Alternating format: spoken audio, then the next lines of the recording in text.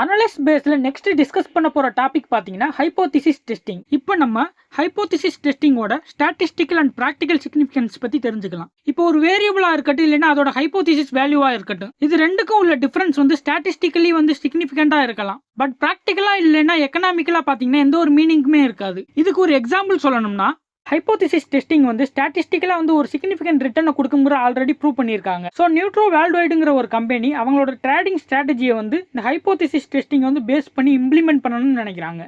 But logical ரீசனை examine பண்ணும்போது இந்த strategy மூலமா ட்ரேடிங் பண்றது எக்கனாமிக்கலா மீனிங்ஃபுல் பாசிட்டிவ் ரிட்டர்னை கொடுக்குங்கிறதுக்கு எந்த ஒரு கேரண்டியும் இல்லை. பட் இந்த ப்ராசஸ் இம்ப்ளிமெண்ட் பண்றதுக்கு முன்னாடி ரிட்டர்ன்ஸ் எல்லாமே எக்கனாமிக்கலா சிக்னிஃபிகண்டா இருந்திருக்கலாம். ஸோ ஒரு ஸ்டாட்டிஸ்டிக்கலி ப்ரூவன் ஸ்ட்ராட்டஜியை ஒரு ப்ராசஸ்ல டைரக்டா இம்ப்ளிமெண்ட் பண்ணனா ரிட்டர்ன்ஸ் சிக்னிஃபிகண்டா இருக்காது.